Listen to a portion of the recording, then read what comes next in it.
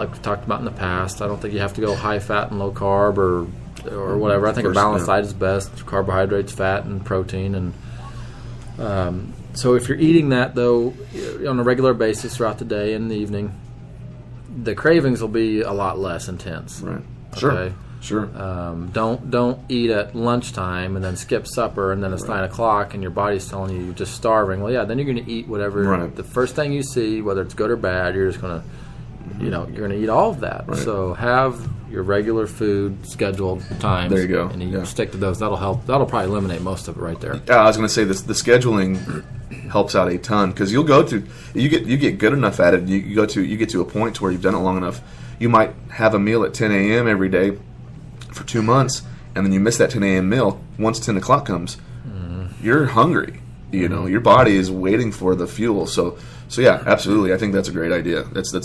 I think that's a good way to keep it from even starting. Yeah, I think along with that, keeping your exercise regular too helps because you're generally more hungry on your exercise days than you are on unexercised days. So having your working out at 10 a.m. or working out at 5 p.m. fluctuating like that can throw your eating schedule off as well, and you might be. It does. I mean, I don't know. I mean, I work out pretty regular basis, but when we have something come up in the schedule and it gets pushed back or forward or whatever, the eating always gets screwed up a little bit. Yeah. Usually I'm eating less if that happens, and a lot of people think that maybe that's good for them, but again, you're eating less. That means you probably you're getting hungrier later in the day, or then But I think that's pretty much it. That'd be my advice. Just stick to your regular eating. If you're going to have something, again, kind of know your own personality. Yeah.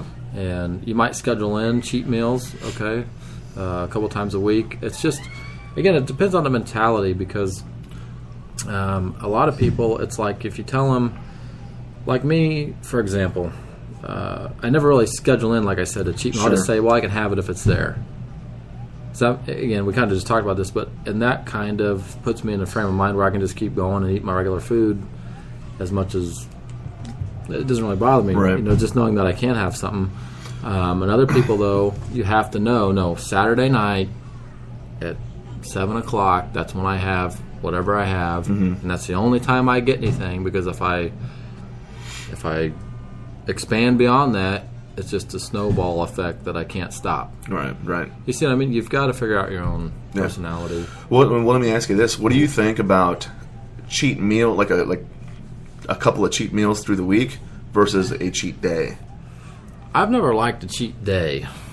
Okay. Again, if it can work for people, then that's fantastic. I think a cheat day is just kind of gross. I mean, it's just like get up and eat whatever you want all day long. You're going to feel bad. You're going to. A day is just too much, in my opinion. I think a meal, or even 3 or 4 meals throughout the week. Again, if you're eating 5 times a day, 35 times a week, then 5 meals isn't going to kill you. Even if it's McDonald's, it's really not going to do. Seriously, but I think most people's issue is that most of their regular meals, they think they're really healthy and clean, and they're not. They're not. Okay, yeah, that's very interesting right there. So then you're going with, say on a scale of 1 to 10, your meals that I think are really good for you. Maybe they're really 5s or 6s, and you're like, well, I've been eating good all week, but then you go to, Burger King 4 times, and so maybe really knowing what you're actually eating throughout the week is a big help too for those cravings. It's just, the thing of it is, we talked about in the past, if your sugar intake is basically low, you can almost eat as much as you want, and it's very hard to store body fat. It just is. I don't know the exact science behind it, but I just know from experience and working with people that if you want to lean your body out, you reduce sugar. Yeah, absolutely. First thing. Your body, again, you could be eating a lot of calorie intake. Your calorie intake could be pretty high. And if the sugar is low, I mean, I'm not saying you can literally eat as much as you want just because it's not sugary food, but to a point that is basically true. So in other words, if I gave somebody 3,000 calories a day of what I would call clean food with low sugar and not a lot of sugar in there, maybe say under 40 grams of that carbohydrate intake is coming from sugar. Right. Of the 3,000 calories, and that gives subject B 3,000 calories again, but they're getting 300 grams of sugar a day. A is going to be leaner than B. They're eating the same amount, and I could do it with the same person. I could say for 6 months, this is what you're going to eat. We're going to have high sugar, same calorie. Right. You're going to store more body fat than we go the next 6 months, and we take your sugar down, but give you the same amount of calories. Your composition is going to be different. Right. In which your look and weight would change dramatically. But you're probably. eating. The calorie intake would be the same, though. Yeah. So calories are not equal. So again, you have to really lower the sugar if you really want to be. I don't know how to say it. Keep your sugar low, but again, we went over this. Where sometimes people are getting sugar from areas that they don't really know that they're there. Yeah, I was just about to say hidden sugars are a big deal because people don't think about the calorie intake in terms of what they drink. They think about it in terms of their food only, and it's condiments. It's also things that are low in sugar as far as on the package, but they're already processed food. They're easily broken down into sugar in the blood, like really quick. Right. So like white bread's a good example. If you a slice of white bread on the package will say total carbohydrates 14 or something, sugar 2. And you think, well, 2 grams of sugar, that's low. Right. But that white bread is so processed that as soon as you eat it, your body it gets into the bloodstream and it turns everything to sugar anyway, right? Right. But it happens almost instantaneously.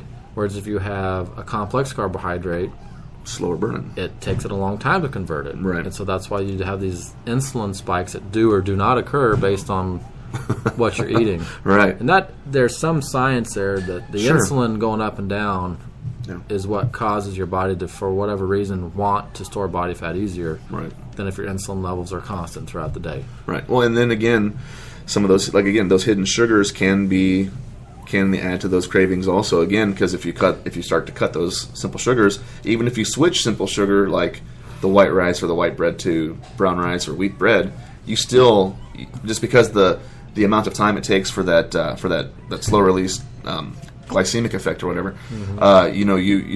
even just the slowdown in terms of what your body is used to getting will make you feel like you're starving too. So you just kind of have to almost ride that wave until your body gets used to it. Yeah. Now, as far as people that, and I've heard this, I work out real hard and eat real clean during the week, but the weekend I kind of do what I want. That's almost like just having an extended cheat weekend. Yeah, I mean, I've seen this. I know people do this. I know people are successful with this. Do I recommend it? Well, I mean, if it works for you, then by all means, don't let me get in your way. Yeah. It depends on their goal and what they're really trying to do, of course. Again, do I recommend that? Not really, because I think, it's just a little much if you're just going to go crazy for 2 days. Now, some people can control that, though. Sure. When they say, well, I eat what I want for 2 days, but I don't binge on it. I just have my regular meals that the family's having or whatever. Just eat when you're hungry kind of thing. Nothing crazy. It's just if we're having hamburgers and french fries, and I'll have a small amount. Maybe I won't eat 3 double cheeseburgers. I'll have half of one or something. Right. And again, that's what I do a lot during the week. I mean, I have cheat meals way more than people think. Sure. Yeah. Way more than people think. Well, you're kind of like a compactor, like a human. Right, but again, it's probably 90% of my food is still probably clean. Oh yeah, it's just absolutely. I eat so many meals a day and all this. And when I do have something, it's very rare do I just go out and just stuff myself. It's like, well, maybe I'll have 2 tacos or 3, but I really want about 8 or 9. Oh yeah, 12-pack all day. Yeah, but I just have a couple, and it's like, well, that's enough. You just have to figure your own body out, and your own. Mm-hmm. You have to figure out your own habits that are good habits that work for you. And as soon as you know what works for you, you could really care less what I say on this radio program or what somebody else tells you, because you see what I mean? You got to figure out your own path a little bit. So we have about 5 minutes left. Do you want to use some time to kind of talk about what would constitute as maybe a cheat meal that is well, I mean, because obviously they're not created equal, so there's ways to fail at a cheat meal and ways to probably be as successful as you could be at a cheat meal. Like, I mean, obviously we don't want to go out and just crazy binge, but like, what would be some good choices for a cheat meal for somebody that is having some cravings? I don't know. Again, these are such loaded questions. I mean, you're going to get a million different answers from people who are successful with their weight loss goal or whatever. Sure. I mean, I kind of sometimes think, to be totally honest, and this may just contradict what I just said, but this is America and Trump's president, so I guess we can do what we want. Yeah. sometimes I tell people, just if you're going to, because I talk to people a lot, and they say this to me. They say, well, I'm going to go to a restaurant for a treat, because I haven't been where, I'm going to go out Saturday night, and I'm just going to have a salad, because that's what I have when I go to a restaurant. I'm like, well, how in the hell is that a treat? Yeah, sure. I mean, I tell people, if I go to a restaurant, if we go to Blind Tiger, if I go to McDonald's, or it can be a nice restaurant of fast food, I'm getting what I want. Yeah, for sure. I mean, why else go there? If I'm going to have a salad and chicken breast, I'm staying at home. Yeah, it's cheaper that way, too. You know what I'm saying? Oh, yeah. Why? Again, but that's a release for me sometimes, as far as, okay, I had what I want. I had my double cheeseburger and my whatever at the Outback Steakhouse, or, whatever it may be. No, I feel like I don't want to have stuff like that again for 4 or 5 days. Let's get back on the wagon. Right. If I go have a salad there, kind of like you said earlier, well, I'm probably going to go back the next day and have what I really wanted. Yeah, the ribs, whatever, burn-ins. Because I think honestly there can be something to be said for going out and having maybe, a couple of maybe fried chicken legs, a biscuit, and maybe some of the green beans with the butter and the bacon in it, and maybe some mashed potatoes. I think there's some merit to that over maybe a whole apple pie. Oh, yeah. You know what I mean? I think that there's some productive ways to cheat. Yeah, I again, speaking personally, and I probably shouldn't even say what I do personally, because I know I'm probably kind of an outlier, but I never go and hardly binge on. The last time I remember I was at a place called Jiffy Burger, and I was having, and now I go to these places, I eat my food, and I eat my kids' food, because they're little and they don't finish it. So I have 3 or 4 cheeseburgers, and I just do because I'm going out. Yeah. Now, again, the next day I'll be back on the diet, or the next week, but the last time I had ice cream or something there, I remember my wife had somebody there had what was it, cookie dough ice cream, big old. Oh boy! And they didn't want it, and I said, I'll take a couple bites. I should have never taken a couple bites. As soon as I took a couple, I had that whole thing gone. I wanted another one. I was looking around, and the kids had a little ice cream left, and I finished theirs. But that's very rare that I would ever go out and just have as much ice cream as I want. I didn't even get as much as I wanted. It was just like I ate more. Shut it off. I mean, I didn't want to spend any more money. That's the reason I didn't go get any more. Sure. But that's rare. Right. Apple pie and desserts, I hardly ever have them. Mm-hmm. I mean, even at birthday, I'll have the pizza at the kid's birthday party. I don't hardly ever have the desserts. No. Why? I just feel like the pizza. I'd rather have 6 pieces of pizza and some breadsticks than that birthday cake. Yeah, that's how I am too. Though. Yeah. Some people have a sweet tooth, and I get that. And they have alternatives out there for sweet tooth people. There's obviously sugar-free. I mean, Diet Coke started, or Pepsi started making aspartame-free soda. So I mean, there's all kinds of alternatives. There's even bubblegum, sugar-free bubblegum that tastes like various things. I know there's a mint chocolate chip one. I tell people, the bubblegum thing's kind of humorous to me. It's like, well, sugar-free gum. I'm like, well, I buy a lot of sugar-free gum too, but I'm still thinking to myself, like, this isn't. It's a gram of sugar in that piece of gum. I mean, really? Yeah. I mean, you worry about that, but then people are just going out and having. It's like the person ordering the Diet Coke at the Sonic. I mean, you just had a 12-inch Coney dog and tater tots and cheese balls. Get the regular Coke. I think the regular Coke is not going to put you over the top. And that's true. I mean, there's some redundancy out there, and there is a little bit of delusional ordering out there when we do go out. So I think moral of the story is just, make sure that you're getting enough food during the day. Quality food. Keeps you sustained. Mm-hmm. Keeps your cravings to a minimum.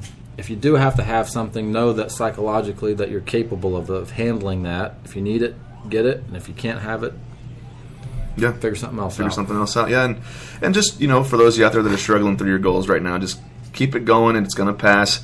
And just remember, use some of these tips, and it'll help keep you on track. I do want to reiterate, do resistance training 20 minutes, 30 minutes, 2 or 3 times a week, consistently over time, combined with low sugar intake, is the key to pretty much any fitness goal. I think if you're going to ask most people, I think that is, for whatever your goal is, that is your base. That should be your base, foundational stuff. So, all right, it's time to go hit some big shoulders. Happy Friday, everybody. Have a big, awesome, good weekend, safe weekend. And that's all I got. You got anything else? No. We got a new topic for next time, or do we got to wait for another request? I think